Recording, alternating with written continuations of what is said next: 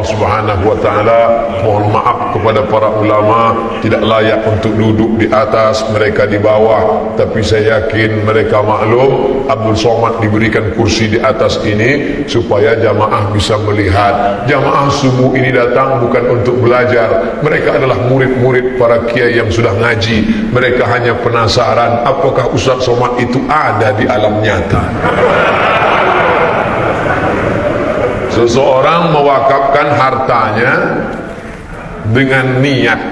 Ada orang mewakafkan hartanya dengan niat dimanfaatkan untuk pendidikan agama, tapi orang tersebut tidak dimanfaatkan. Apa hukumnya? Habasta aslaha, itu definisi wakaf. Hadis riwayat Umar bin Khattab. Habasta aslaha, pokoknya ditahan, la yuba'u, tidak boleh dijual, wala yuhabu, tidak boleh dihibahkan, wala yurathu, tidak boleh diwariskan. Ditahan asal pokoknya, tidak boleh dihibahkan, tidak boleh dijual, tidak boleh diwariskan, sesuai dengan pesan awalnya. Ini tanah untuk MDA, itu ruko, itu ruko untuk biaya operasional masjid. Habas aslah, pokoknya ditahan, tidak boleh dijual, tidak boleh diwariskan, tidak boleh dihibahkan. Maka dialokasikan dananya untuk itu. Tapi ternyata anaknya tidak sekolah agama. Dulu tanah itu harganya murah karena tempat jin buang anak. Sekarang sejak ada mall, maka tanah itu harganya mahal, lalu dipakai oleh perusahaan, dialihkan dari MDA untuk bisnis. Maka ini anak pengkhianat orang tua. Kementerian Agama mengerti masalah ini, maka solusinya dibuatkanlah sekarang akta ikrar wakaf. Bapak Ibu yang pengurus masjid segera mengurus akta ikrar wakaf. Pagi ini kebetulan hari libur, kantor KUA tutup, besok pagi ke kantor KUA. Tapi istri diberitahu supaya mereka tidak darah tingginya kumat. Bapak mau kemana? Ke kantor KUA. Apa? Mau ngurus akta ikrar wakaf. Nanti al-waqif yang berwakaf berikrar di depan Pak KUA, aku wakafkan tanah ini 2 hektar untuk biaya operasional MDA dan masjid tunai, aku terima. 4 rukun wakaf. Ada waqif, ada mauquf alaih, ada mauquf bih, ada ijab dan qabul. Makanya tidak cocok ditulis kotak wakaf, karena kita tidak pernah akad ke kotak. Nah, pernah kita akad ke kotak, hai kotak, aku berikan ini pada engkau. Lalu kotak menjawab, aku terima, aku terima, aku terima. Maka yang tepat itu kotak infak. Kotak sodakoh pun tidak tepat, karena sodakoh itu tidak materi. Senyum juga sodakoh. Tabassumika fi wajhi akhika sodakoh. Makanya jangan heran ketika kotak lewat dia senyum aja. Kotak sodakoh. Ustaz, saya mau nanya, gimana caranya menjaga sholat agar khusyuk? Ini bukan nanya, nyindir. Ada ulama Suriah namanya Ali Tontowi, almarhum Syekh Ali Tontowi, menulis kitab kecil saja sholat khusyuk. Katanya ada 5 langkah. Yang pertama, wuduknya jangan ngomong. Hadis sahih tentang wuduk jangan ngomong. Jadi ketika wuduk itu, hadis riwayat Ibnu Majah, saat air masuk ke mulut, maka iktikat hakikatnya keluarlah dosa-dosa mulut. Jadi khusyuk sudah dijaga waktu wuduk. Air waktu membasuh muka, keluarlah dosa-dosa dari kelopak biji mata. Air menyiram tangan, keluar dosa dari celah-celah jemari tangan. Air mengusap kepala, keluar dosa isi kepala sampai ke lubang telinga. Air menyiram kaki, keluar dosa sampai dari celah-celah jari kaki. Makanya jangan cerita waktu wudhu. Ini sekarang kita lihat di toilet orang wudhu semuka. Kan gua udah ngomong kemarin jangan. Tapi lu gak ngerti kan, akhirnya lagi ingin juga. makanya khusyuknya rusak. Kita ikuti saja sunnah ini. Nah, selesai wudhu, dari tempat wudhu ke tempat sholat, yang kedua nggak boleh tasbih. Tasbih menjalin jari jemari sambil membunyi keretak. Tak boleh tasbih. Tak boleh tasbih. Yang boleh tasbih, bukan tasbih. Makanya dari tempat wudhu tasbih. Subhanallah. Bro, gimana? Ntar sore jadi main futsal. Subhanallah.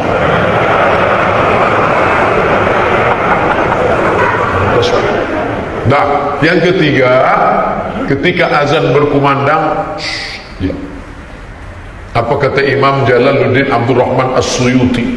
Kalau orang ngomong sedang azan, dikhawatirkan matinya su'ul khatimah. As-Suyuti itu ngomong. Dia ngomong bukan Abdul Somad, Al-Hafiz Jalaluddin Abdurrahman As-Suyuti. Tafsirnya dua. Satu dia tulis dengan Jalaluddin Al-Mahalli, tafsir jalan lain, bukan jalan lain. Yang kedua Ad-Durrul Mansur fi Tafsir bil Ma'sur. Kitab hadisnya Al-Jami' Al-Kabir. Kitab ulumul hadisnya Tadribur Rawi Syarah Taqrib An-Nawawi. Berapa kitab Imam As-Suyuti? Kata muridnya Ad-Daudi 500 juz kitabnya. Hafalan hadisnya berapa? Dia ngaku hafiztu mi'atai alfa hadis. Aku hafal 200.000 hadis. Law wajadtu aktsara min zalika la hafiztuha. Seandainya aku nemu hadis lebih dari itu, aku akan hafal juga. Jadi kalau ada orang yang nggak nerima pendapat Imam Suyuti, ini orang error. Gurunya cuma hafal 3 hadis, itu pun baca matan hilang sanad, baca sanad hilang matan, itu pun kalau laptopnya hidup. Habis baterai hilang hadis. Dia pegang, ini Suyuti yang ngomong, Al-Imam Al-Hafiz Jalaluddin Abdurrahman As-Suyuti. Pertama, jaga wudu. Yang kedua, jangan tasbih. Yang ketiga, jawab seruan azan. Hayya 'alas shalah. La haula wala quwwata. As-salatu khairun minan naum. Sadaqta wa barakta wa ana ala dzalika minasyahidin wasyahidin. Nah, ini mesti dijawab. Setelah itu doa wasilah. Allahumma rabb hadhihi ad-da'wati at-tammati was-salati al-qa'imah ati sayyidina Muhammadan al-wasilata wal-fadila wash-sharafa wad-darajata al-'aliyata ar-rafi'ah wa Allahumma maqaman mahmudan alladhi wa'adta.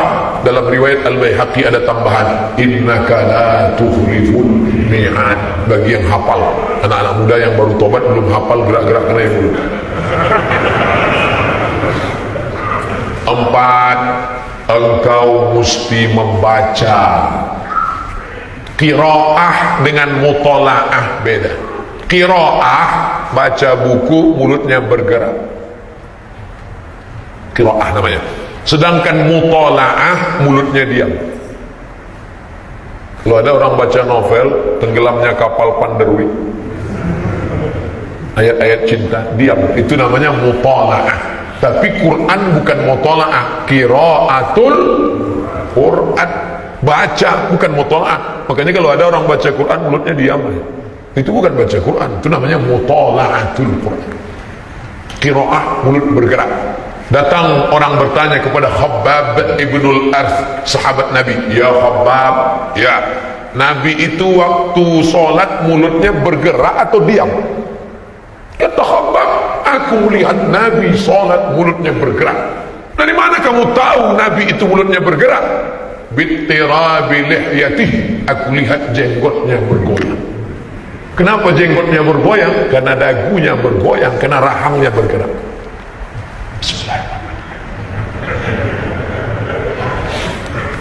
Oh, kalau begitu kuat Pak Ustaz? Alhamdulillah. Tidak, dia sekedar hamsah. Beda dengan waswasah. Waswasah kedengaran ke telinga. Alladzi hamsah didengar telinga sendiri. Maka bacaan sholat. Maka saya heran kalau ada orang sholat Allahu Akbar,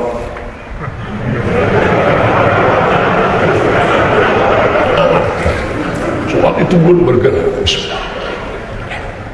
Kelima, fahami bacaan. Sekarang ada pula yang mengajarkan sholat diterjemahkan. Oh tidak, bukan diterjemahkan, difahami saja. Sama seperti orang pertama belajar bahasa Jawa. Pertama-pertama dia hafal, tapi setelah lama tidak diterjemahkan lagi. Atau bahasa Inggris tidak diterjemahkan, dia sudah otomatis, ini tidak perlu diterjemahkan. Jangan kamu terjemahkan. Inna sholati, my praying, wa mahyaya, my life, wa mamati, my die, lillahi ta'ala, for you, oh my God. Tidak. Inna sholati wa nusuki, mahyaya, wa mamati, lillahi la syarika lah, wa bidzalika umirtu wa ana minal muslimin. 5 ini kita jaga, siapkan cawannya, maka Allah akan menurunkan kekhusyuan. Boleh jadi yang ngomong ini, yang ngajarkan anak-anak mudaku, boleh jadi kau lebih khusyuk daripada ustaz yang ceramah, karena hatimu lebih bersih, karena makananmu lebih halal, engkau jauh dari syubhat masalah kekhusyuan antara hamba dengan Allah subhanahu wa ta'ala. Mudah-mudahan Allah memberikan kita kekhusyuan. Kalau engkau tidak merasakan manisnya baca Quran, tidak merasakan manisnya sholat sunat, tidak merasakan manisnya iktikaf, tidak merasakan manisnya tahajud, nikmat sudah tercabut dari dirimu. Banyak orang menyangka tidak nikmat kalau nggak ada duit, tidak nikmat kalau motor kredit, tidak nikmat kalau belum nikah. Ada yang lebih mengerikan, nikmat tercabut ketika kau tidak merasakan manisnya ibadah. Hukumnya milih orang yang korupsi gimana, Pak Ustaz? Inna sam'a wal basar wal fu'ad. Gunakan 3 alat yang diberikan Allah. Dengar baik-baik bagaimana track record orang ini. Sudah kau dengar baik-baik? Ya. Mata, lihat baik-baik. Pandang balihonya, sama tak dengan wajah aslinya? Kalau balihonya aja udah nipu pakai Photoshop, berarti pencitraannya luar biasa. Dengar, pandang, tapi mata menipu. Al-Imam Al-Ghazali melihat tongkat di tepi sungai bengkok. Tongkat di tepi sungai bengkok. Loh, kok bengkok? Begitu dicabut, lurus. Ternyata mata menipu. Mata tertipu. Ada yang tidak bisa ditipu. Apa dia? Nurani. Disebut dengan hati nurani. Nur, hati yang diberikan Allah, cahaya. Kalau engkau tidak bercahaya hatimu gelap, maka tanyalah kiai-kiai, ulama-ulama yang hatinya bercahaya. Allahumma ja'al fi qalbi nura, wa fi sam'i nura, wa fi basari nura, wa an yamini nura, wa an yasari nura, wa min amami nura, wa min khalfi nura, wa min fawqi nura, wa min tahti nura, wa ja'al li nura. Bercahaya hati mereka. Tanya kiai, ustaz, jangan tanya Ustaz Somad. Ustaz Somad hatinya pun gelap juga. Tanya kepada alim, tanya kepada tuan-tuan guru, tanya kepada kiai. Jadi gunakan 3 potensi. Gunakan telinga, gunakan mata, gunakan hati. Hatimu tidak bercahaya, pinjam. Ada hamba-hamba Allah, kalau engkau duduk dekat mereka, kau ingat Allah. Kalau kau lihat wajah mereka, kau ingat Allah. Saya kalau melihat Ustaz Somad, ingat YouTube. Somad jauh. Ada ulama-ulama, ketika kita lihat dia menetes air mata kita, ingat kita kepada Allah, karena zuhudnya, karena waraknya, karena makan halalnya. Maka tanya kepada dia, kira-kira kiai saya pilih yang mana? Langsung kiainya coblos nomor, ada pilih. Waria banyak di wilayah, bagaimana menegurnya Pak Ustaz? Tangkap Satpol PP. Gimana kami bisa menangkap waria Pak Ustaz? Buat perda, peraturan daerah nomor 1, waria tidak boleh keliaran, ditangkap. Satpol PP bisa bertindak kalau ada payung hukum. Nama payung hukumnya perda. Yang membuat perdanya siapa? DPR. Yang milih DPR-nya siapa? Jamaah. Makanya merubah kerumunan menjadi kekuatan. Di mana letak kerumunan kita? Gerakan sholat subuh berjamaah. Allahu Akbar. siap berkerumun, siap punya kekuatan, siap pilih pemimpin terbaik. Takbir. Mirip Habib Rizik kan? Oleh sebab itu maka jangan cuman ramai tablik akbar. Bagaimana kerumunan berubah menjadi kekuatan. Ini baru langkah pertama kerumunan. Tapi jangan sampai kerumunan ini seperti buih di tepi pantai, seperti pasir di tepi pantai, seperti buih di tengah lautan yang tak bermakna. Maka harus ada kerumunan berubah menjadi kekuatan ekonomi. Belanja ke 212 Mat, belanja ke Kitamat, belanja ke Somat. Dan kemudian pilihan politiknya juga ingat, kita akan memilih 6 DPR di kota, DPR di kabupaten, DPR di provinsi, DPR pusat, DPR RI, DPD, presiden dan wakil presiden. Ini kampanye politik ini. Abdul Somad tidak pernah menyebut partai, tidak pernah menyebut nama, tidak pernah menyebut orang, tidak pernah menyebut siapapun, tidak pernah menjelek-jelekkan siapapun. Kalau ada yang tersinggung, ya memang sakit hati aja.